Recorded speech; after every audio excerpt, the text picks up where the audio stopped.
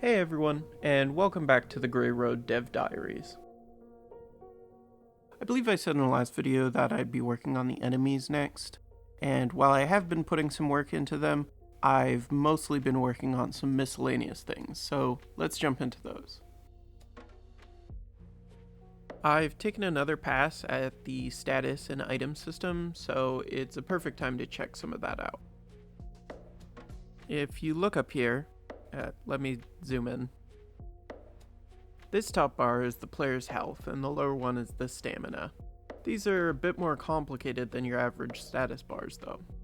The health bar works as expected. If it's empty, you're dead. But the player can also have temporary health. This slowly drains over time, but can be repaired by sleeping in a safe house or using certain items.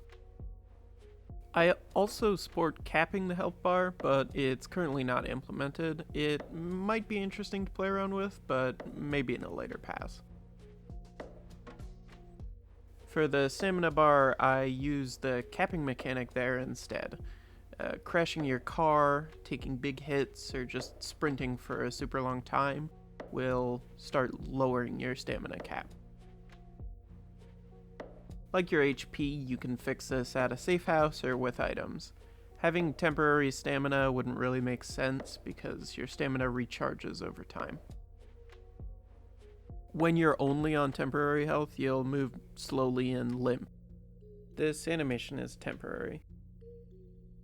But if you take an adrenaline shot, you'll stop limping, and it'll also give you max stamina for a bit, so it's useful in a couple ways.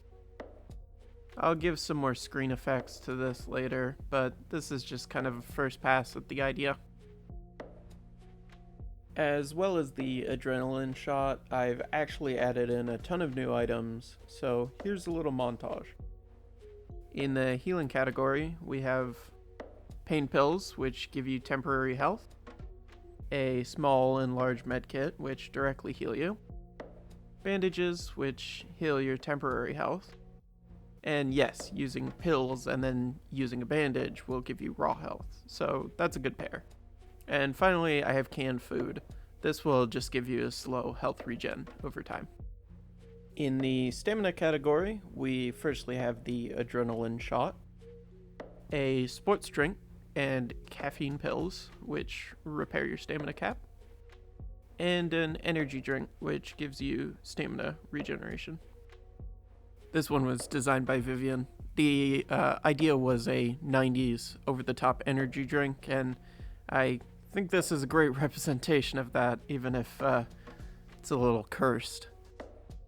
I've also added in gas to refuel your car, though you could just always go to a gas station instead if you can find one of those.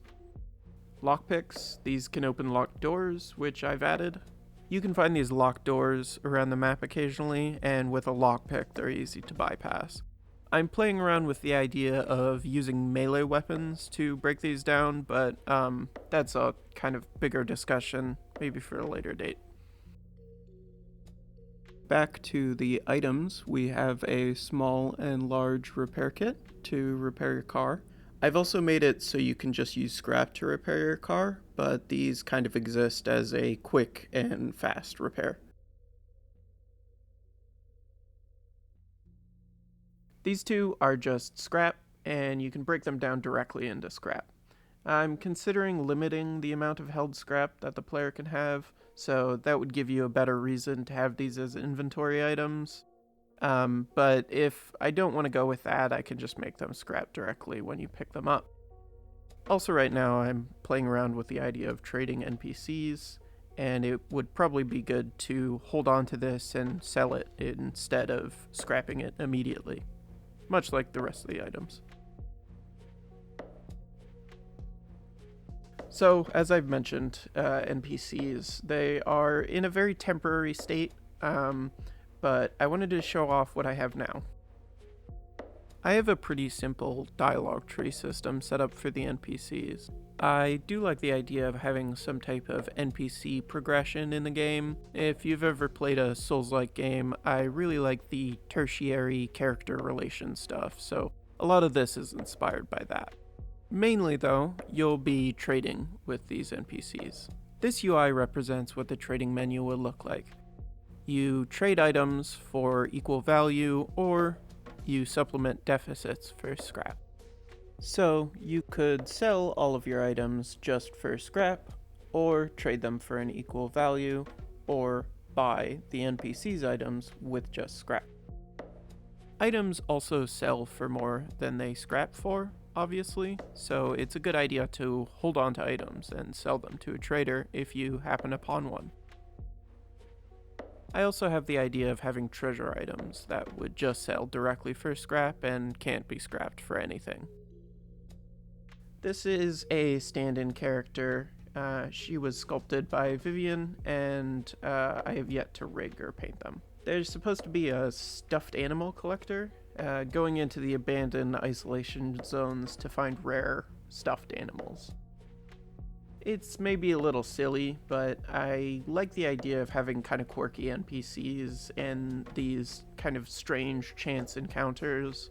It'll be very rare to come across another NPC in the world, and so having them be at least interesting would be good.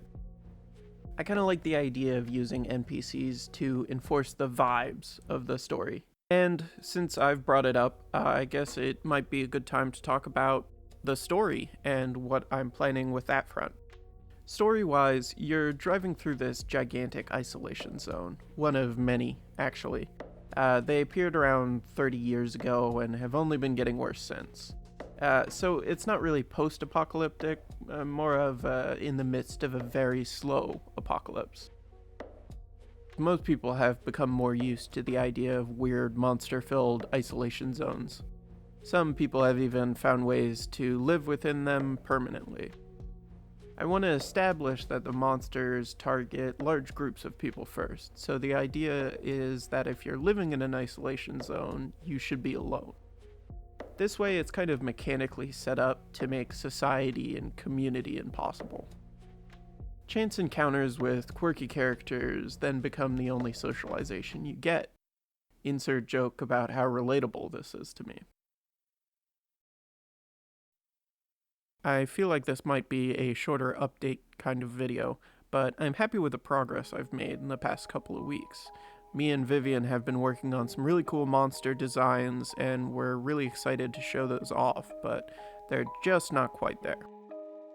Either way, thank you for tuning in, and I'll see you in the next one.